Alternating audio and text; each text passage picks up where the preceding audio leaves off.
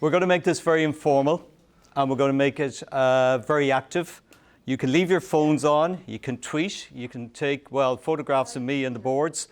There's no GDPR with me involved, so do tweet, do send it out to your networks and your colleagues.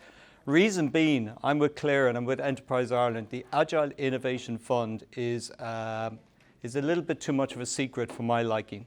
It's the most significant piece of funding. You can get up to 50%, 60% of 300,000 euros. And you necessarily don't have to be an Enterprise Ireland client or a Leo client. You might just be in a different area altogether, or not being aware or not being plugged into the system. So it's serious money to do serious things within a business from that point of view.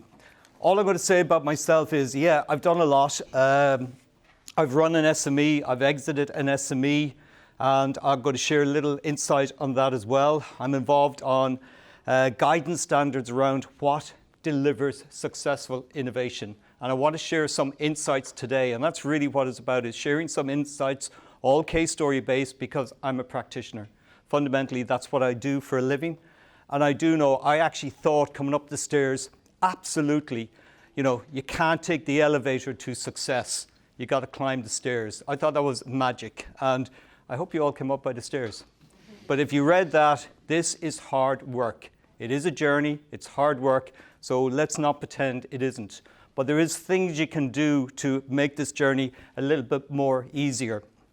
Let me put this in a bit of context, and we're going to give the camera guys a little bit of a challenge as I walk around, but that's their challenge.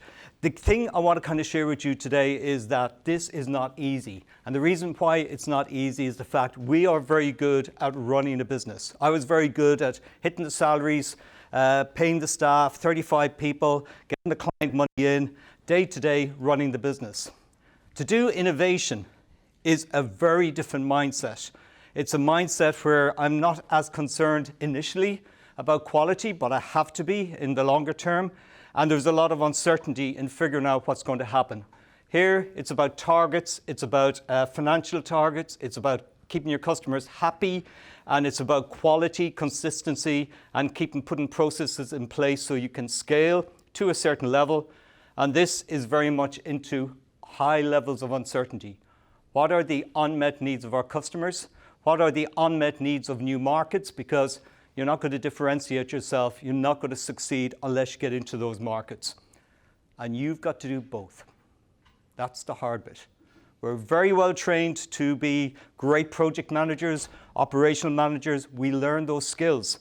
But we then have to step, not every day, but occasionally into being innovative or finding new growth. And that's really the challenge I want to talk about today.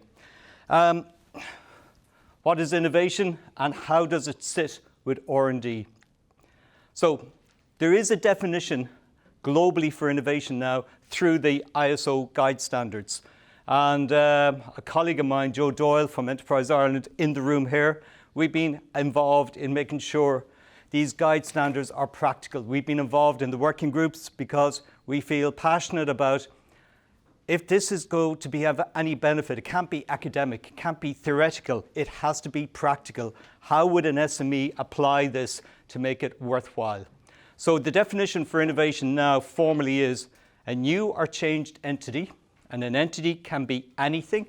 It can be a business model, but it could be your internal processes. That can be as innovative as you want, or it could be some element of your business model. And by the way, it doesn't always have to be new. We can change things. With data, with technology out there, we don't always have to reinvent the wheel. We can change it. James Dyson didn't reinvent the vacuum cleaner, but he did make it bagless. So there was a kind of a change within an existing product and an existing service that we were all well used to using. And the second part, realizing value, but look at this word, redistributing value, changing your business model. You've seen it all around you with Amazon, buying online, people moving to, looking at retail stores, looking at the products, and then going online to check out the price point or other ranges that's available in there as well. So a new or changed entity, realizing or redistributing value.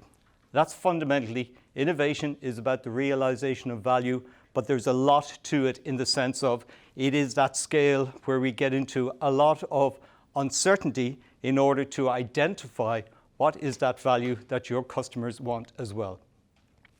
I explained it very simply by taking it, how do I bring this into business world?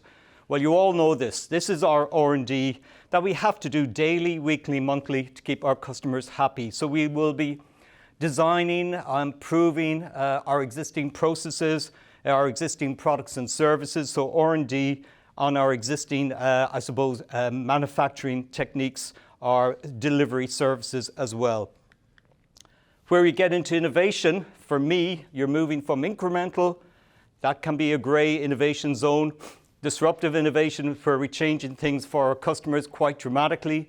We're introducing something new under conditions of high uncertainty. There's going to be no record out there. There's not going to be no report you're going to buy off the shelf that will tell you, that will guarantee you, you will get the outcomes or you will get the sales if you do this. You've got to go out and talk to your customers. And that's one of the key things we're going to concentrate on today. And that's your research and development. Less here, more incremental. We can manage the risks here. As we get into this zone, we have high levels of uncertainty. Low levels, high levels. And the words we use around innovation is uncertainty. If I use the word risk, you know risks. You can manage them. But uncertainty is things you don't know. So things we don't know about our markets, about our customers, that is part of the journey and part of the activity around the Agile Innovation Fund. You need to go and visit customers to find out what are their unmet or undermet needs, and is there enough customers out there with similar needs that will actually then switch and buy your solution. So again, it's understanding how this works and how it integrates with your R&D. This is normal. This is what we're talking about, moving into that kind of high level of uncertainty around the marketplace, but also around the ability to deliver. And that links in very much to one case story I want to share with you. I'm going to kick it off because not far away from here, we had Neil Austin. And I just want to play this because I want you to understand one thing I always start from, and it's probably my biggest pivot moment about 15 years ago. What problem are you solving? There's a real creative culture and there's real ambition there. All of the Irish companies at the moment that I'm dealing with want to leapfrog the competitors. They don't want to match them, they want to leapfrog and capture that marketplace.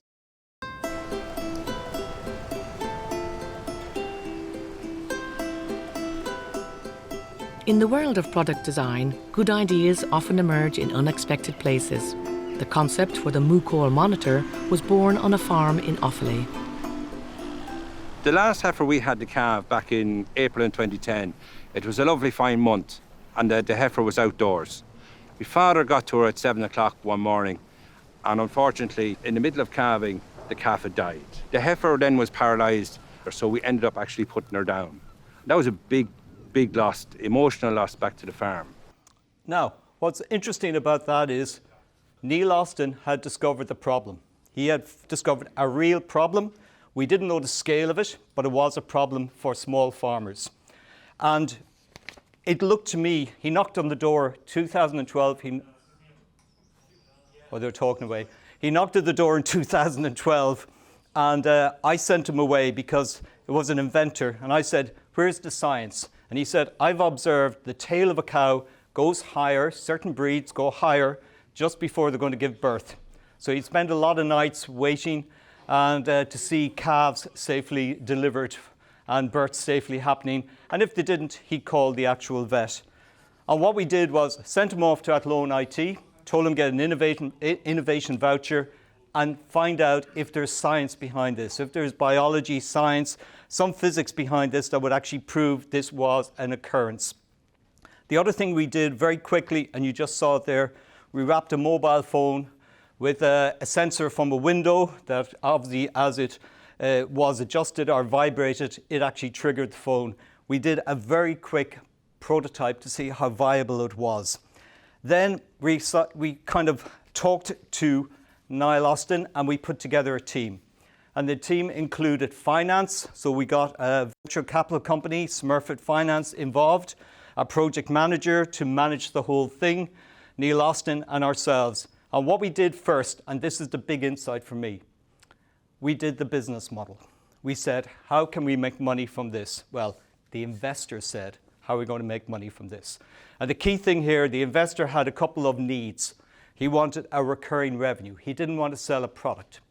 He wanted, if we were sending something directly to a farmer, where was the value in that data? What other value was in that data? And also, what else could we sell to that farmer?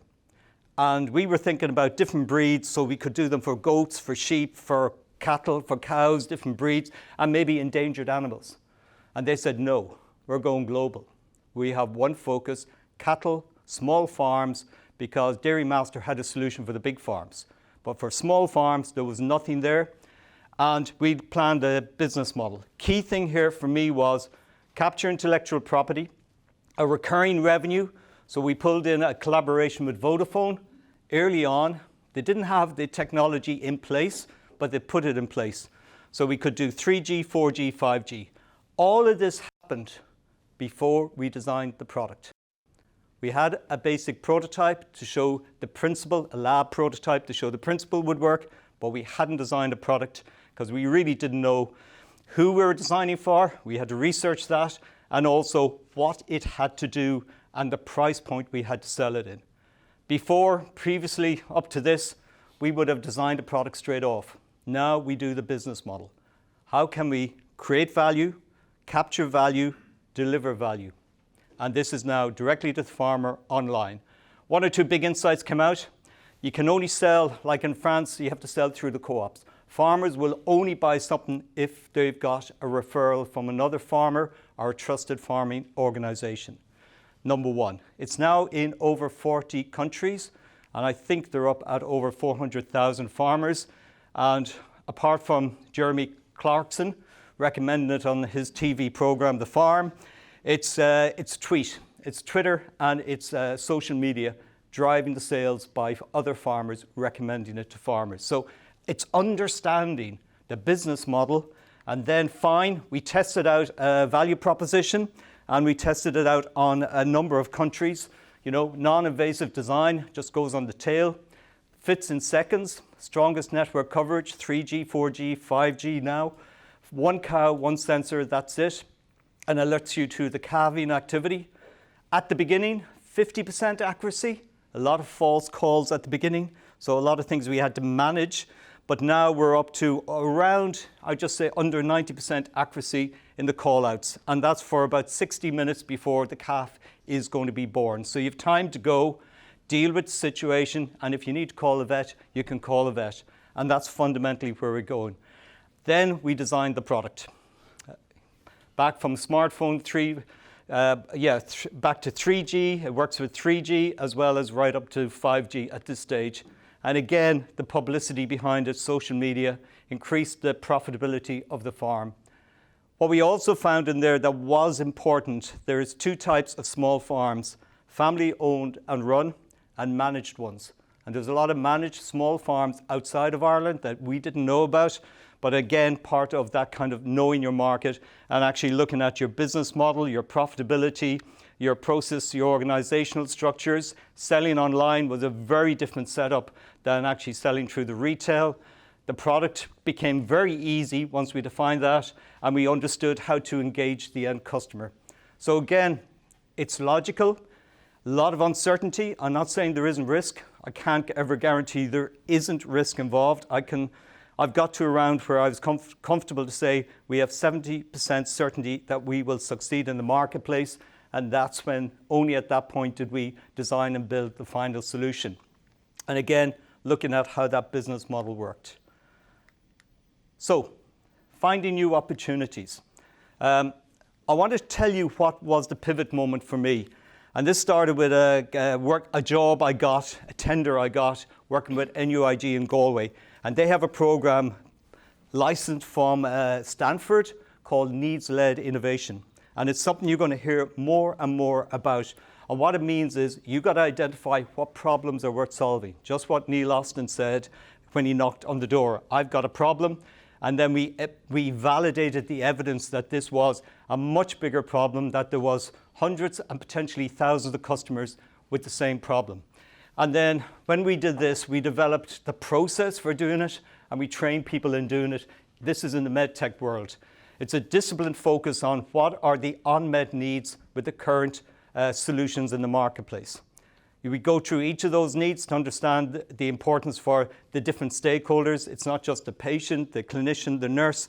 We will talk to the HSE, we'll talk to the hospital administration and find out what are the different needs each of them have, and then what would make a great outcome for them. So that's a key word we use as well.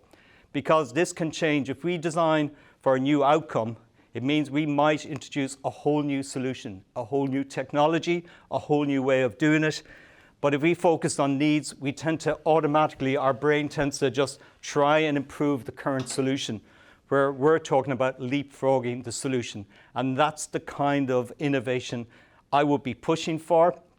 Some companies do push for it. Some companies will come up with a solution and they will look at short-term, medium-term, long-term implementation of that solution. So there's different strategies of how you might do it as well.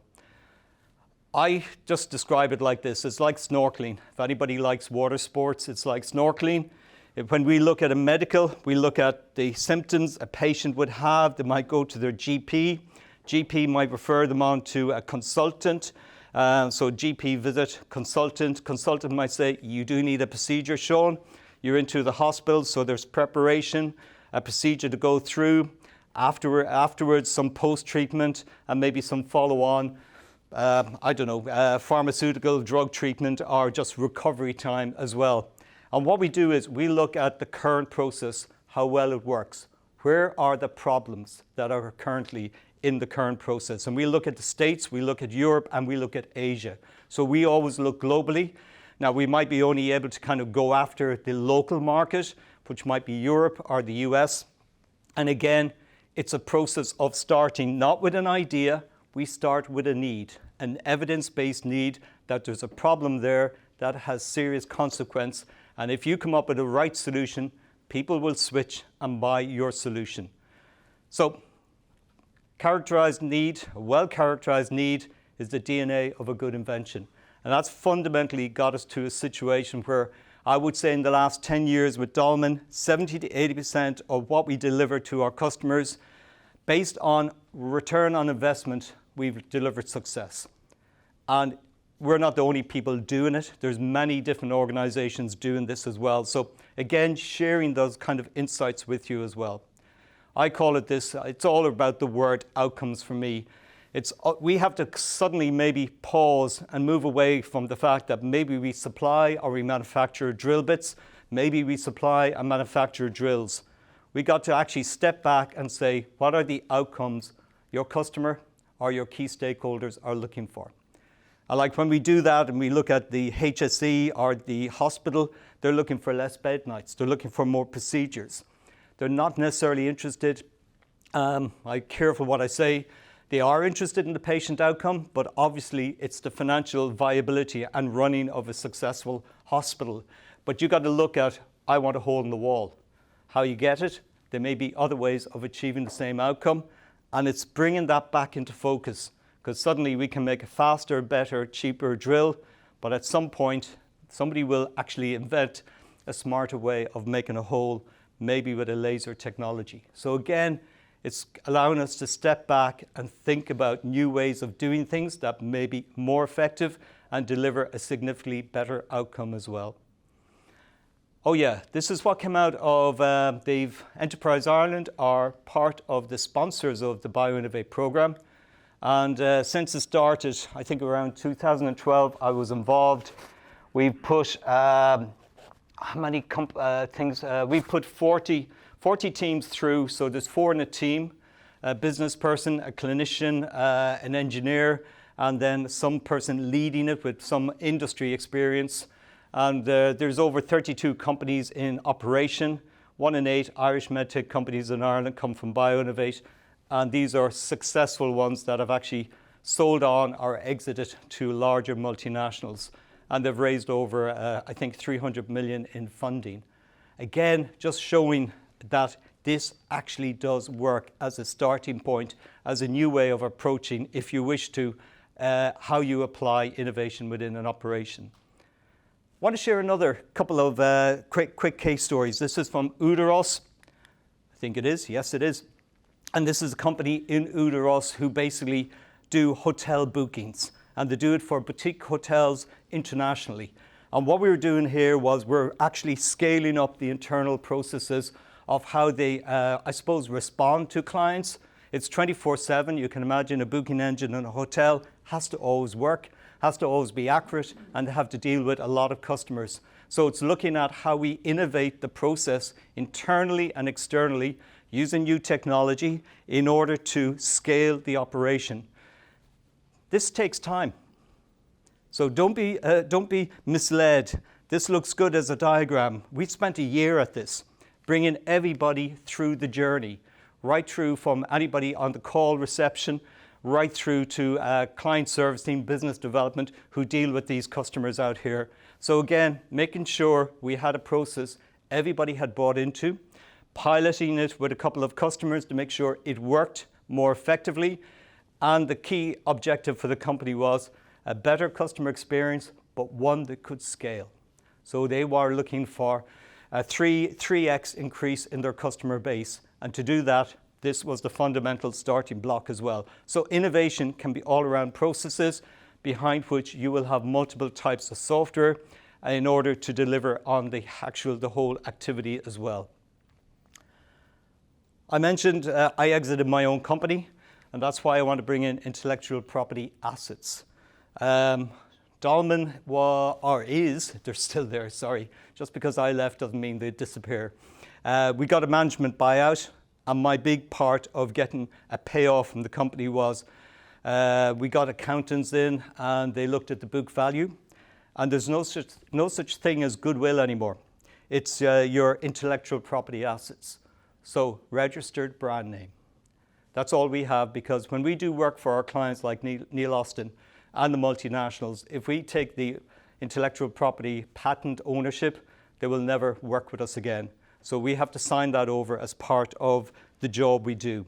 So registered trademark became my goodwill. Don't underestimate it. It's how you negotiate hard at the table. You've got your book value, but suddenly you've got that intangible goodwill, which is now your intellectual property assets. And we've seen it all the time with our clients. This is Luna, a job done by both Toglass in DCU Alpha and Dolman. And it was for this American client who hires out scooters, electric scooters, across a range of US cities. And what his problem was they were disappearing. Also, a lot of claims, accidental damage, and he had no way of telling it. And current GPS will only tell you where something is within a 10-meter range. So GPS, you can embed it, all good. Toglass have a technology, an antenna technology, that will tell you within 1 centimeter where the product is. And we saw an opportunity to apply that technology because this American guy had a problem.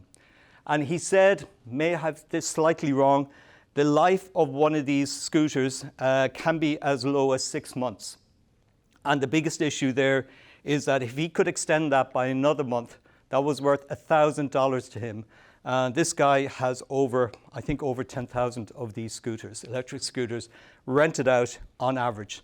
So the technology was very simple, just to explain it to you. It's this device, but also it can be applied on other remote products. 10 millimeters, 1 centimeter. And what it meant that we suddenly could build in technology, forward camera, backward camera, so we can watch the driver, we can watch what's going to happen, and it records an incident. So if there's an incident, an impact on the scooter, it'll record 10 minutes either side. It holds that data. So he has a picture of what's happened. Is this a genuine insurance claim or not? We can actually follow if it goes into the boot of a car and moves to another state, which apparently is quite often happens as well. And there is actually intelligent speed assistance as well. So we can tell if somebody's really gone over the limit in a set area. So we can find out fault. Is the fault with the person who has rented it, or the fault as somebody else involved as well? And the key thing here, and I'm glad to say Joe Doyle is here from Enterprise Ireland, and he is in that whole property, intellectual property department, Joe, the right terminology. I want you to remember your intellectual property. Registered trade name and mark, you automatically get it if it's unique and you go through the process. Luna was his name. Copyright, you have copyright, it's automatic on your graphic treatment, but your website content. We had a company called Wall Effects in Northern Ireland. They do the marbling in the hotels and high-end houses, and somebody in the UK did a direct copy of their website. Changed the address, obviously, changed the photograph of the HQ, but copied everything else. Got him on copyright infringement. So don't forget, you've got copyright on your instruction leaflets, on your UX, if it's unique to you and you have ownership of it, maybe even on some of your YouTube video as well. You got 3D design rights, particularly on the shape, the outer shape of the product, and you may have a patent. And a patent is a different issue. There was an application, or there is an application for a patent on this.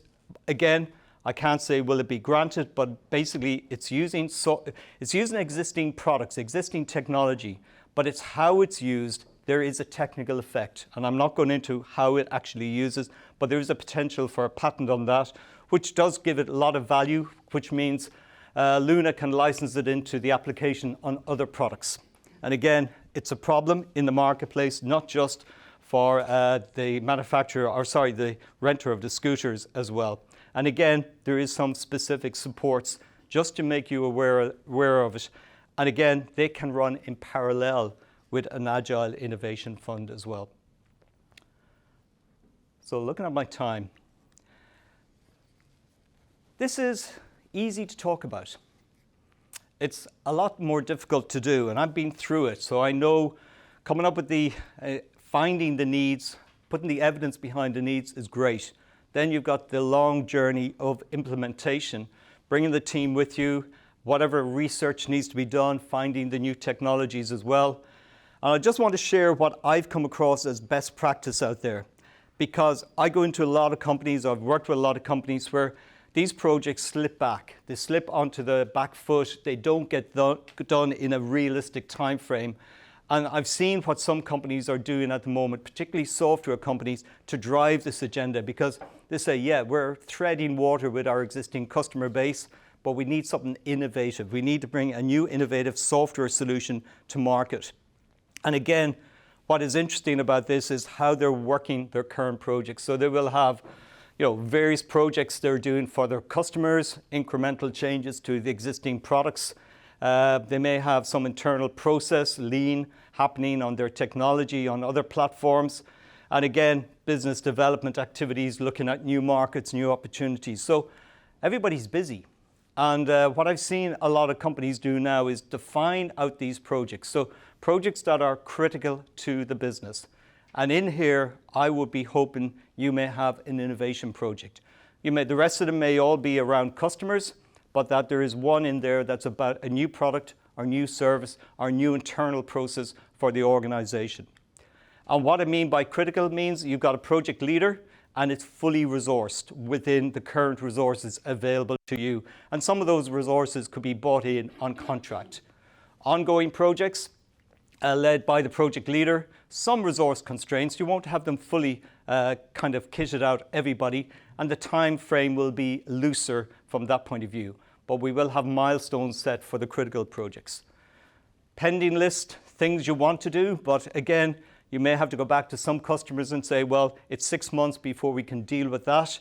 And again, it's actually rebalancing your portfolio of activities to allow those innovation projects to happen in a timely fashion.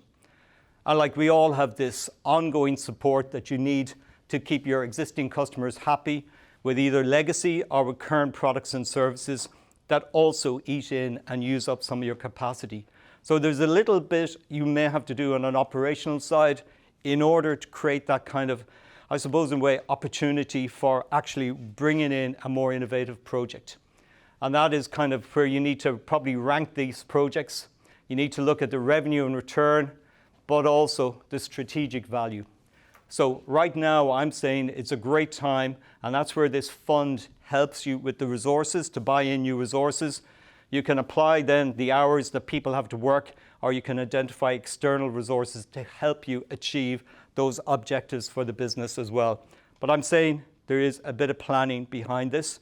There's a bit of kind of managing resources and managing where the gaps are, but also making sure you prioritize whatever project it is alongside the existing activities of the business. And that's quite hard. And I've just picked out Agile here, so maybe that is our innovative new project that's going to be the future of the business and will give us that new growth and maybe new sustainable growth and leapfrog some of the competitors in the marketplace.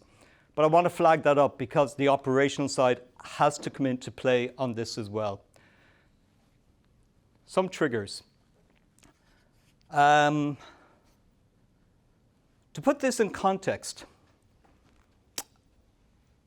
when I go into a company and I'm talking about innovation, I will sit down with the senior management team and I'll say, what's the urgency for change? No better way to actually justify, kick off innovation. Now that could be an internal process that we need to significantly change our internal processes so we can bring on new customers or grow the business with new customers. Fine, that's very logical as well. Maybe the fact that you're not as profitable as you used to be and there's more competitors in the marketplace. So whatever that urgency for change is, that trigger, very, very important because that drives the intensity. And what I find is the companies I work with that actually have that intensity are the ones that succeed, i.e. it doesn't go for the next 2 years. You try and put a window of a year to get something done that's realistic within that year and the resources. I put this in because I'm not driving change, your customers. I put this in, it goes back to millennials.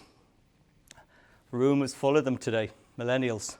And you know something? They want things quicker, faster, and they don't hang around. They'll go on their smartphone and they will find a solution out there. There's less loyalty, like in my day, where I could build a loyalty with a customer. It's now on you deliver the service I want, and the technology is there in order for them to shop around and find it elsewhere. So our consumers, our customers have dramatically changed.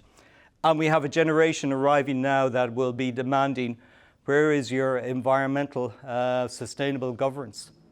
What's good about your product? Is it good for the planet? They now say the climate or nature is a silent stakeholder around the boardroom table. If you're not thinking ahead to the next generation of consumers, customers, if your industry is impacted by that, and I'm sure it will be, you need to be thinking about that now because you know it's a 3-year, 5-year window to get something to market and scale it to a level that you need to. So it does take time. It is a journey. Geoffrey Moore came out with this, and he's absolutely right. Disruptive innovations when the marginal costs approach zero. We got the Internet of Things. We got AI now. Good God, we don't even have the internet. We've got AI costing you nothing. Everybody has it on their laptop free. You've got Google Advanced. You've got lots of these databases actually available. And you know something? I did it. You're going to kill me in Enterprise Ireland. I actually did it with a client just for fun. We actually did a marketing plan and we put in what were the market, the product, and our expectations. And we got a full page marketing plan. And you know something? It wasn't half bad. So AI, there's lots of changes out there. It's going to change a lot of things. So we also have to be aware of all this digital aspect from the internet, machine learning, big data, smartphones, so real-time communication. And that's also a big one for MooCall as well. 5G is great, but it's only in the cities. It's not globally out there. So again, but people do things on their smartphones. Even in the clinicians now, the younger clinicians, it's on their smartphone. Their smartphone goes into the operating theatre, the nurse will hold it up in a plastic bag, and they'll do a consultation with about another patient. So again, how people are using technology. Cloud computing means it's sitting up there and you can call it down at any stage, hence making AI very powerful as a way or as something feasible to look at and how it impacts your business as well. And what we've been seeing happening here is people pulling this into actual projects, exploring outcomes customers require that machine learning could address. So again, how can we do things smarter, respond faster? And in that hotel one, it was automatic feedbacks, it was automatic confirmation, things were happening. So the customer was always informed what was happening, so there was never that kind of concern from their side that their query was not being dealt with. Understanding data sets are required and how to capture and access and manage these. That's huge for MooCall. We now know in 40 different countries the success rate of calf births. So we have a lot of data. We're now figuring out what and how to use that data with some of the government organizations in those countries. So again, it could create a new revenue stream, but certainly there's value in it, and we're figuring out what to do with it. The other big value with MooCall is we now have a direct communication to 400,000 small farmers, and we're figuring out what else is of value to them. So what else? Because you don't want to annoy them with meaningless stuff, but it's also figuring out what's of value, and it's using this kind of whole technology, digital technology as well. And again, I would always recommend you do a pilot. Same with MooCall, with Ploughing Championships, 500 products. We did a pilot and we learned so much. We learned so much that we actually had to refine our design and also improve some of the, I would just say, the technical capabilities of the actual app itself. So you will always do a pilot, particularly around innovation, to reduce those high uncertainties and to validate any assumptions you have as well. Another thing that's really important is the green economy. Really important, depends on your consumers, but you already can hear it.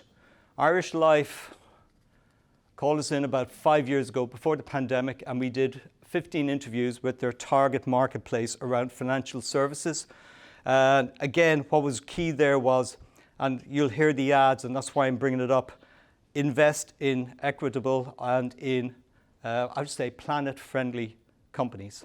So share investments. They're now focusing on those 300,000 employees in foreign direct FDI companies whose salaries would range from 50 to 150,000. Very targeted group, invest your money with us. And that's a big change from their message before that. So again, looking at how we can bring green into whatever service and product you're doing. What would interest me in this fact, 80%, if you design your product, like if you were designing a jug kettle, and I believe Glendimplix are thinking about this now, where you can remove the element and get the element replaced, just as a little module, so you keep the rest of the kettle. So looking at how this is going to impact products into the future. And again, if you design it in from day one, you can define 80% of that circular potential. And it's up to you whether it's a reuse, recycle, re-waste, and we're going to have that coming in on plastic bottles very shortly, I think into next year as well. Some practical applications I've seen is looking at processes and products, reducing energy consumption, reducing material, and repair and reuse some elements of the product as well. So again, looking at how you can bring this into play over the next number of years as well. Got to finish on this. And this is something we did in Dolman, and this is something that I think captures it all. If you can ignore the brand has really, in my mind, very little to do with it. It's about the business model. And I want to share something about it covers a business model. And this is where you get more disruptive. And there's a reason. But the reason that kicked off on this was a small reason. Heineken was selling a lot of 0.0, and Guinness wanted to have a 0.0 product. That's how this project kicked off. But it grew. Why did it grow? Because we discovered some strategic objectives senior management hadn't shared with us that are really key. Pandemic, huge catalyst, change in how people socialized, the pubs were closed. New target consumers from a point of view of the actual Guinness brand, and again, seeing how that could develop. This was interesting, single-use plastics. The widget that goes into that can of Guinness was out of patent. By the way, a can of Guinness with a bit of plastic in it, you can't recycle. So it wasn't green, it wasn't sustainable. Nobody announced it, but that was a fact. You also think about how do you bring on a new bar, new restaurant to supply Guinness. The two-part pour, the experience is really key to the brand. They're quite unique with that. The other biggest market is in Africa. And the issue there was to install a new pub or a new restaurant, you put in a big refrigeration delivered by a lorry. Somebody has to come and clean the pipes. Huge logistics, huge carbon footprint, and not very environmentally friendly as well, because there's a lot of manufacturing, a lot of things going into place. And again, they're looking for new growth. A lot about technology and digital, not going to go into that, but we used a lot of technology behind it all, so we can know when people are pouring pints, how many 0-0, how many pints are used. So again, a lot of knowledge, a lot of data will come into this as well. What we did, and going back to that insight I shared with you, we looked at the business model and we saw suddenly this would be a new dispensing mechanism if we could develop it. It would actually deal with new products like 0-0, which are kind of, I suppose in a way, better, or give people at least a choice not to have alcohol. It also looked at how we could reduce that carbon footprint of the installation of all the mechanical, technical stuff that usually goes into bringing on board a new customer as well. A lot of it enabled by technical. Actually, some of it came from medical background. I'll share with you in a minute. But key was there was the pandemic kicked off a change, a big change in how their business was running. Very traditionally, very operational focused over the years. Now there was a big change and they were very concerned. They needed an urgency for change, not just in the Irish market, but throughout Europe as well. I'm going to play you a video. Please ignore the brand name, but I want you to think about the business model behind it. It's a dispensing mechanism. It could be dispensing anything, but it actually, in this case, it dispenses a drink, fine, but it actually just shows you the thinking behind it is what I'm really interested in from this point of view. Oh yeah, I thought this was good. Steve Jobs. A lot of times people don't know what they want until you show it to them. Like Tony Fadell developed the iPad and iTunes. He went to Steve Jobs with it. Steve Jobs locked him into a contract. Steve Jobs put the business model together, and over about 5 years, he had iTunes working. He did the iPod first, and the technology all came from Fraunhofer in Germany, so nothing new, but it was pulling the business model together. Henry Ford, same thing. Out of Cork, saw cars, they were there, it was for the elite, and he worked in a canning factory, and he looked at how could he make it at a price point people could afford. And people did tell him the price point. They said, as much as I would pay then to maintain a horse and carriage for a year in the city of New York. So they had given him a price indication. His challenge was to get the price down so he could sell it to a higher volume of people. So there's a lot of rational logic that we can share and learn, key insights that will actually deliver successful innovation. So let me play this, and as I say, ignore the brand, focus on the business model and what it says around that. There's more to come. More creative innovation. More technology. Introducing Guinness Microdraft, the next era of Guinness innovation. Specially designed to bring Guinness Draft to places where it has never been before. Using cutting-edge technology to bring fresh, beautiful Guinness on tap to outlets all over the world, no matter their size or their setup. Honoring the iconic two-part pour. Plug and play. No kegs, no beer lines. One unit, a chilled can and a power source. Just plug in and go. Fresh, quality draft from a unit the first of its kind. With a sensor that only allows the unit to pour at the correct temperature for dispense quality. And an LCD screen that guides to deliver a smooth, delicious, cold serve of Guinness every single time. Enjoy the anticipation, the theatre, the experience of sharing a Guinness with more people in more places than ever before. I'm going to skip that part of it because I don't want you to get carried away with the Guinness experience. It is about the business model, a new dispensing mechanism. What you saw in there, actually a lot of it came from the medical side, cannulas going into the top of the can, which they put into your arm. We have no pipes, lines, so none of that hygiene, health and safety issue, that's all gone. A little microwave in there that agitates the nitrogen. By the way, somebody's using that in the States, patent-wise, to make coffee as well. So make a kind of a more frothy type of coffee. So interesting enough, but it was putting it together in a way that suddenly meant we had the next generation of dispensing.